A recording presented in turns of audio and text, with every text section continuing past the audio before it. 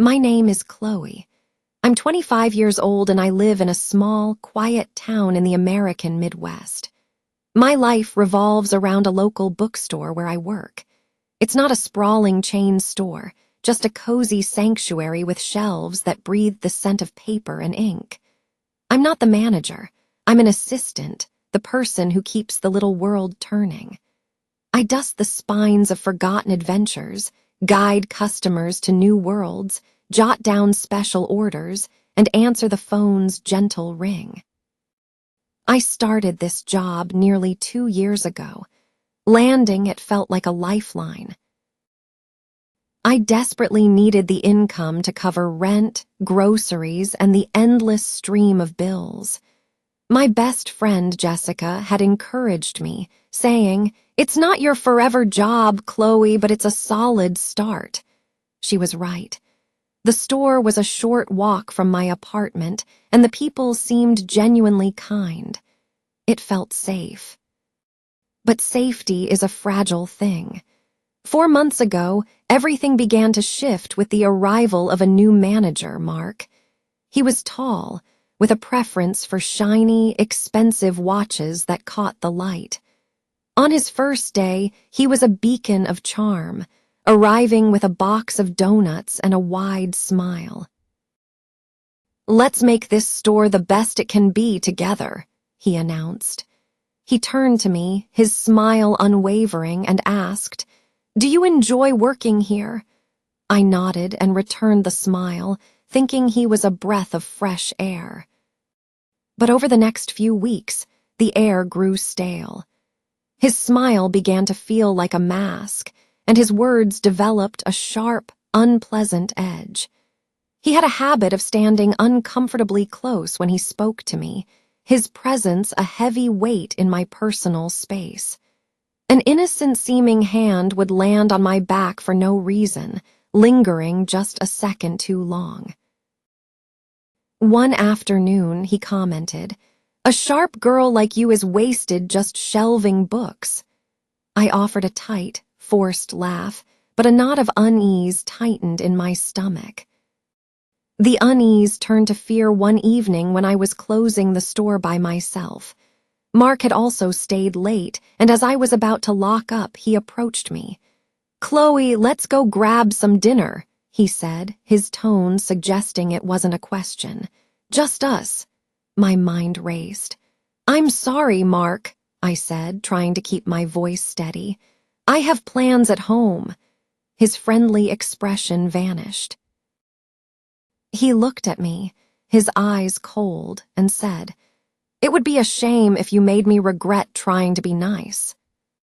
That night, I sat in my small living room, staring at a blank wall, a chill seeping into my bones that had nothing to do with the weather. I was trapped. I needed this job, but the place that once felt like a sanctuary now felt like a cage. What if he fired me for saying no?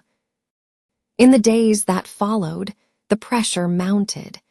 He piled on tasks, keeping me running from one end of the store to the other without a moment's rest. He'd watch me, a smirk playing on his lips, and say, "Don't slow down now, we've got a lot to do." I felt a rising tide of panic and helplessness. Who could I possibly talk to? Jessica didn't work here and wouldn't understand the full picture. My family lived 2 states away. I felt completely and utterly alone. What if no one believed me? Mark was an expert at playing the part of the charming, dedicated manager in front of everyone else. Then a small glimmer of hope appeared. A new girl, Olivia, was hired. She was only 21, bright-eyed and eager to learn. She'd ask me simple questions like how to process a sale or where the extra receipt rolls were kept. I showed her the ropes, and she was always grateful. One afternoon, she remarked, "Mark's really nice, isn't he?"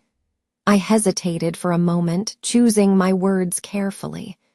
"Just be careful," I said softly. She gave me a confused look, but I didn't elaborate. 2 weeks later, she sought me out at the end of her shift. Her usual cheerful expression was gone, replaced by a look of fear. "He asked me to go out for drinks with him," she whispered. "He said it was important for my training to help me understand the business better."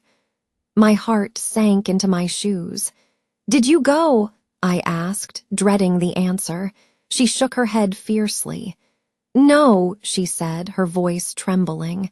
"It felt so wrong." That evening, we met at a small, dimly lit cafe down the street. The dam of silence I had built inside me finally broke. I told her everything, the comments, the unwanted touching, the veiled threats. She listened intently, her eyes wide with recognition. When I finished, she simply said, "He makes me feel the exact same way."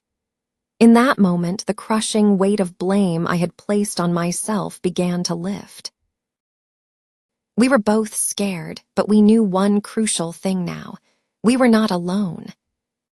The next morning, we arrived at the store early, a shared purpose solidifying between us. We knew we had to tell someone, but who? There was a corporate head office in the city, a place we had never had any reason to contact. It was a long shot, but it was our only shot. That night, I became a researcher. I scoured the internet for information on workplace harassment. Article after article advised the same thing: write everything down. Keep detailed records. Save any proof, like text messages or emails. The information armed me with a sense of control. For the next 2 weeks, we became scribes of our own ordeal. We documented every inappropriate comment, every lingering touch, noting the time, date, and any witnesses. One day, Mark sent Olivia a text. "You looked great today. We should definitely meet up after work." She saved it immediately.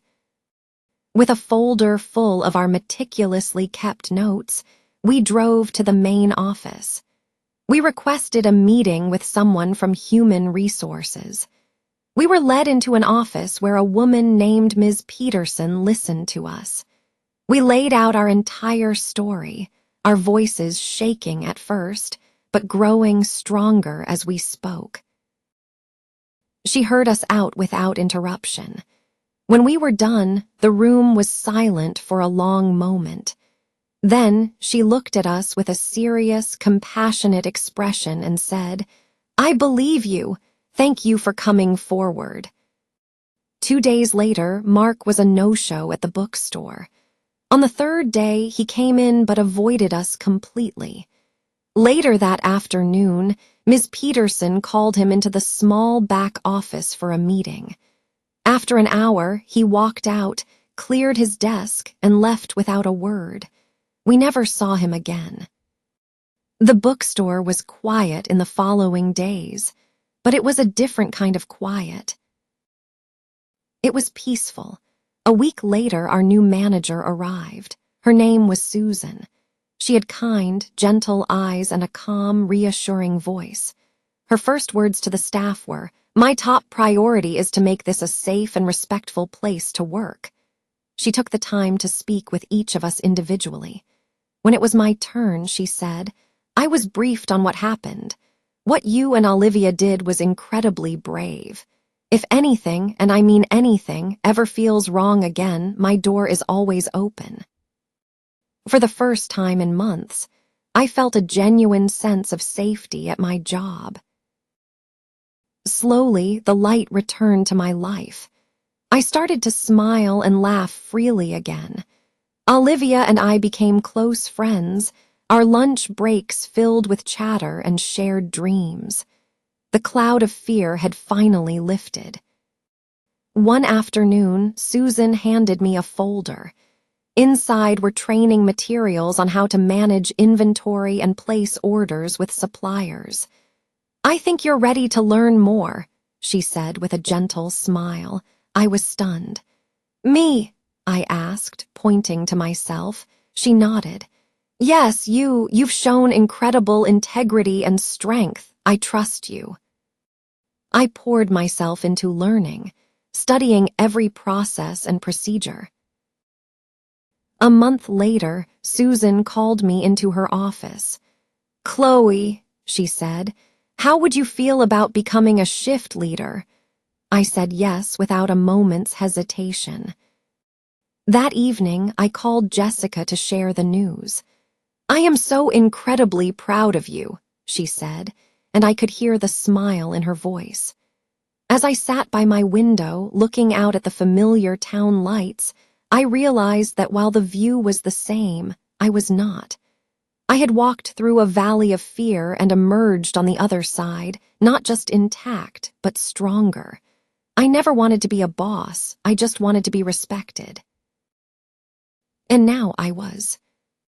I learned that my voice, which once felt like a powerless whisper, could become a powerful force when joined with another. If you ever find yourself walking in a similar shadow, remember this. You are not alone, and your story matters. Find an ally, document the truth, and speak up. You are so much stronger than you think.